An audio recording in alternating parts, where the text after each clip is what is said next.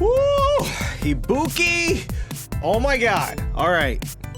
So, a couple things you gotta know is I have started this narration over time and time again because every time I start to learn about this character, the more I learn about her, and the more I learn about her, the more I have to change things because you know what happened last time with the Guile video? This is what happened. So when I was doing research for the Guile video, I screwed up.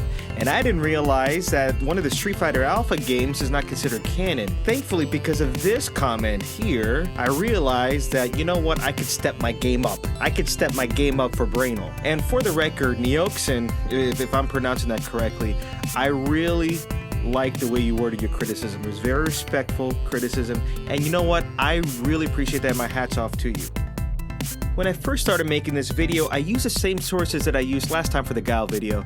I used the Street Fighter games that Ibuki appeared in, as well as the Street Fighter World War Encyclopedia. What was strange was when I first started doing some research, I thought she was a fairly simple character to the point where I was a little disappointed. But then I got my hands on the Street Fighter Legends Ibuki graphic novel, pretty much summarizing her story, and holy shit, did I underestimate the crap out of her. She actually ended up becoming one of my favorite characters, and one thing I've noticed about Capcom, okay, straight up, pretty much all the female characters, the more I learn about them, the more I start crushing on them. Just crush after crush after crush after crush after crush, to the point where it's just straight up a Capcom crushathon.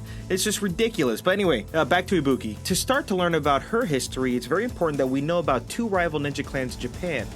One is the Glade of Ninjas, of which Ibuki belongs to, and the other is the Geki clan. Now, Ibuki has been with the Glade of Ninjas ever since she was a baby, and I'll get to more on that a little bit later, but first I need you guys to understand how secretive the Glade of Ninjas really is. They are so fucking good at hiding themselves that not even their rival clan knows where they are. In fact, the way the graphic novel starts out, the Geki clan is just trying to find intel about their location. Let me drop some knowledge on you all as far as the extent at which the Glade of Ninjas tries to keep their location a secret. In no particular order, we have 1, they minimize the communication they have outside of the town with other towns. B, they have very minimal clothing. 3, they have a very restrictive ninja diet. I have no fucking idea what they eat, but I don't think it's anything that I could do. In fact, right now I'm drinking Yoo-Hoo. I don't think ninjas drink Yoo-Hoo. D, which is probably the most important, which goes back to number 1 really, is they do not allow technology, electronic technology, in the actual village. So why is it important to know those rules? Well, 1, it's very important to understand how tightly restrictive the Glade of Ninjas is on themselves, but also it's very illuminating as far as how especially Ibuki is treated in that particular clan. So for example, 1, in the beginning of the story, she's a high school student, but she doesn't go to school in the Glade of Ninjas. She actually attends a school in a nearby normal town. But the agreement is that she has with the clan is that she cannot divulge her ninja identity to anybody else. What's hilarious to me is that she takes a bus, she hops on a bus literally to get to school. Again, literally. She has to sneak near the road, okay? And as the bus drives by, she has to ninja hop on the bus, right on the roof of the bus. No one knows she's there, and that's how she gets to school every day. How dope is that? God, she's such a great ninja. Also, she has a lot more clothes than the other ninjas do. She gets to eat pretty much whatever she wants. So she does eat things outside of the ninja diet, probably Yoo-Hoo. And then one thing that she has now, this is very risky, is she has a cell phone. And this is how she communicates with her best friend Sarai at high school. So why all of these exceptions to these rules that could possibly endanger the whole Glade of Ninjas? Well, this gets to the core of Ibuki's character. Now, at first glance, this may sound stupid, okay? But the more we think about it, I hope I'm doing my job right in conveying how important this is. Ibuki, as gifted as she is as a ninja, she just wants to be, for lack of a better term, an ordinary girl, an ordinary teenage girl. She just wants to have a typical life. That's what she wants. She wants nothing more and nothing less. She doesn't ask for much, but that's what she wants. And to me, that's what really started to make me love her as a character, because she is pretty much the antithesis of most other Street Fighter characters, which start off from humble beginnings and ordinary beginnings, and they want to be extraordinary, and they go out of their way to prove how extraordinary they can be. But in Ibuki's case, she starts off extraordinary, she grows up extraordinary, but she just wants to be ordinary, so she wants to go in the other direction. Now, if you've noticed, I've talked a lot about her backstory without even diving into the actual games that she's appeared in yet. And it's kind of strange because the timeline in which she appears in the games doesn't really cover much as far as the backstory that she has. But we'll get to the games, I promise. So one day she goes to school, meets up with her best friend Sarai, and behold, there's a new student in her class, and her name is Makoto, but she's actually a very important character when it comes to the Street Fighter series. So to make things quick, Makoto wants to prove herself as a superior martial artist to anyone else. Because of those fighting words, some people make fun of her, start to bully her, pick a fight with her. Ibuki tries to secretly step in and stop the fight, but Makoto picked up on that, and then Makoto wants to start a fight and challenge Ibuki because she feels like she has to prove that she's superior to Ibuki. So Makoto confronts Ibuki and says, "Yo, I gotta fight you now, bitch!" Ibuki's like, "No, we can't, because I'm a ninja, and people aren't supposed to know I'm a ninja, so please, no, bitch." And Makoto's like, "I don't give a bitch, we're gonna fight." So they're about to get into it, but then guess what happens? A ninja from the rival Geki clan comes in and intervenes, trying to take Ibuki out. But Ibuki starts to beat the shit out of him, and then one of Ibuki's friends in the background, who's been watching all creepily, also steps in, end up taking the Geki ninja out, not killing him, but taking him out, and something very interesting happens with him that I'll get to at the end in the extra factoid section of this video. And guess what? Makoto's still pissed because she never got her fight. It's also worth noting that at this point, Elena does get introduced in the story, as she's another Street Fighter character, if you didn't know. Really cool character, but not too important in Ibuki's backstory here, so I'm not going to talk about her that much, even though I think she's really cool in the story. So it turns out after that whole kerfuffle, Ibuki, Makoto, Elena, and Sarai, they become very good friends, and even though Sarai knew that Ibuki was a ninja and Sarai was not a ninja herself, she actually displayed some jealousy, and it turns out that she kind of wanted to become extraordinary and become a ninja, but Ibuki saw that she had potential. So what I didn't expect was the Glade of Ninjas actually took Sarai in and train her to be a ninja. So it is at this point we finally get to the first Street Fighter game that Ibuki appears in canonical order, and that is Street Fighter 4, specifically Super/Ultra Street Fighter 4. So let's just recap, shall we?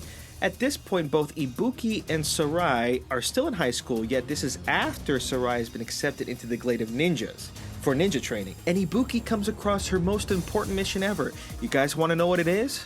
It's teenage boys. Oh, not teenage boys, but I mean, you know, meeting teenage boys. I am in no way implying that Ibuki's a slut, okay? She is a saint. Ibuki is a ninja saint. And if any of you, I'm gonna read those comments, okay? And if any of you call her anything derogatory, I'm gonna come at you. I'm gonna come at you with a force of 1,000 ninjas hopped up on EpiPens and laughing gas and yoo-hoo. You don't want that. Just picture that. Anyway. And this is the presentation of Ibuki that kind of pissed me off and gave me the worst first impression of her. I'm going to blame it mainly on the writing here of her dialogue. Just listen to this Yeah, just say whatever you think they'll want to hear. Please, Sarai. Awesome! I'll grab you a souvenir, okay? I promise. Look out, all you handsome guys. Here I come.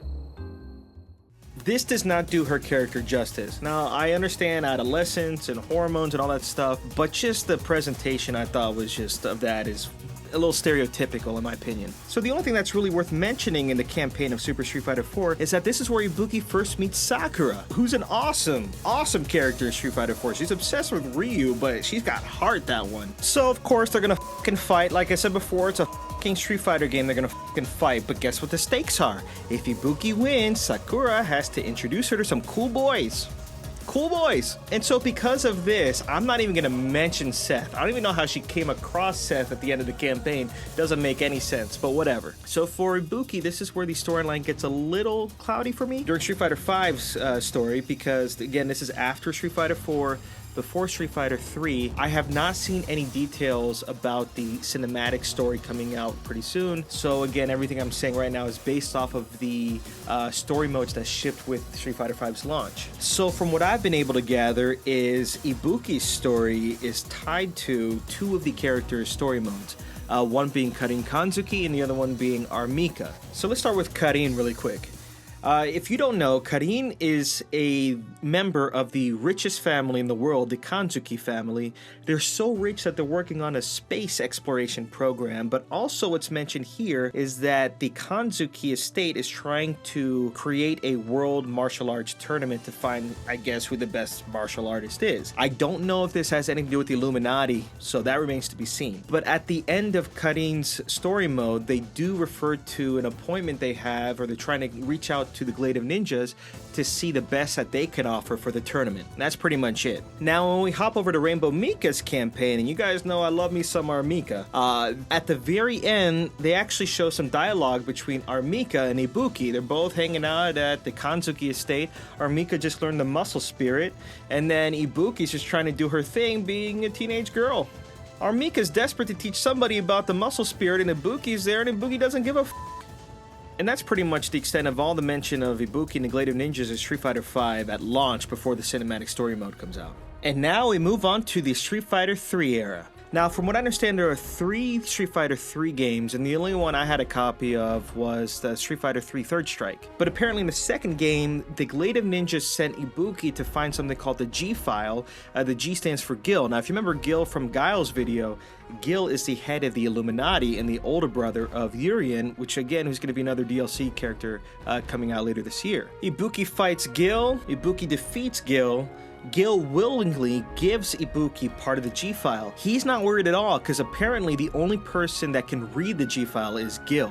So even if that were leaked for some reason, he's not freaked out about anybody deciphering the material. That being said, we move on to Street Fighter III Third Strike. Now, the idea here is that there are different levels of ninja training. Now, keep in mind, Ibuki still at this point is a high school student. Her final ninja graduation exam is to find this martial arts master named Oro and challenge him to a duel. Now, apparently Oro is such a badass at fighting that he's never been defeated, and he on purpose bound one of his arms just so the fights could be more interesting to him because he just got bored. So Ibuki was freaking the f*** out at this point because the Glade of Ninjas put this ultimatum on her, and if she did not pass this last test, she could not go to the university she wanted to, and therefore couldn't live the life that she wants to, because that's all she wants, right? But she was also extremely intimidated by Oro's reputation, but thankfully through the support of her friends, she trained well enough to not just fight him, but defeat him. After Ibuki defeats Oro, the Glade of Ninjas falls under attack of the rival Genji clan. If you guys remember that. I just said Genji, I've been playing too much Overwatch. Geki clan. And then there's a showdown between the head of the Glade of Ninjas and the head of the Geki clan. And then this is where we learn something very important about Ibuki's past. It turns out there only used to be one ninja clan, the Geki clan. But one day they came across this baby girl who ended up being Ibuki. She was just, I guess, abandoned in the forest or something like that. And what the Geki clan decided to do was they decided to train Ibuki to be the world's most deadliest ninja assassin, which we know now Ibuki would never have wanted to do anyway. And they almost unanimously decided to do that except one person, and his name is Enjo. And guess what the f*** Enjo did? That badass took Ibuki, ran away with her, and actually started the Glade of Ninjas. That's how the Glade of Ninjas started out. And this is why the Geki clan has always been trying to find a location of Glade of Ninjas, because they view the Glade of Ninjas, specifically Enjo, they call him the Renegade Ninja, and that makes sense. But this also explains why Ibuki has had such special treatment by the Glade of Ninjas and was able to bend a few rules. Because if you think about the reason why Enjo took Ibuki and escaped the Geki clan is because he just wanted her to live her life the way she wanted to. So it makes sense that she got that special treatment. Anyway, so with the Glade of Ninjas under siege, it turns out it doesn't matter because the Geki clan was defeated by not just the Glade of Ninjas, guess who else helped? Makoto, Elena, and even Sarai helped, which is freaking awesome. And guess what that means? Ibuki gets to go to the university she wants to, which is great. It's a happy ending, right? So this is where I started to understand how tragic Ibuki's story really gets, if you really think about it. Remember, this whole time, all she wants is an ordinary life, and you know what? There's nothing wrong with that. I mean, that's what she wants. She's always done what her superiors told her to, with the promise that she'll be able to do whatever she wants afterwards. And guess what? Her superiors, the Glade of Ninjas, allowed her to do that. They weren't trying to trick her or anything. So she goes to the university. She's so happy. She's so excited about her future life. And it's worth noting that her high school had this university recruiting program, and the recruiter for the university she wanted to go to was this really hunky boy, as I think she put it. And so she sees him at the university and they hit it off, and he convinces her to join the club that he goes to. And guess what the club he goes to ends up being? Ends up being a ninja club. And she's really not happy. And just think about everything I've shown you so far. Most of the pictures I've shown you with Ibuki, she's smiling, just a very happy-go-lucky person. But look how Street Fighter 3 Third Strike ends, and look at the very last face you see of her. I think that's pretty f***ed up. And that's when I really started understanding Ibuki's character and give her a second look because of that stupid first impression Street Fighter 4 gave me. Whew, okay. That was exhausting. That was exhausting as all hell, to be honest with you. But I didn't expect the video for Ibuki to be this long, honestly. I thought it'd be maybe 5 minutes or whatever. But I'm not paid to say what I'm about to say, but that graphic novel about Ibuki was fantastic. If you ever get a chance, pick it up. Pick it up. It's definitely worth it. But that being said, again, just like last time, who knows what's going to happen with Ibuki when the story campaign comes out, which should be in a few days. I'm very excited. Extremely excited about this. Again, thank you so much for joining me. I'm Jeppy Condyle on behalf of Brainal.net, and I do plan on doing more of these videos for the DLC characters. I gotta do Alex. I didn't do Alex yet. But if you really did enjoy this video, please leave it a like, and if you haven't already, we would love for you to subscribe. It would be worth it, trust us. And leave comments below and let us know what you think. Anyway, just like before, if you want to hear more interesting factoids, I would stay tuned after the end credits. Anyway, peace!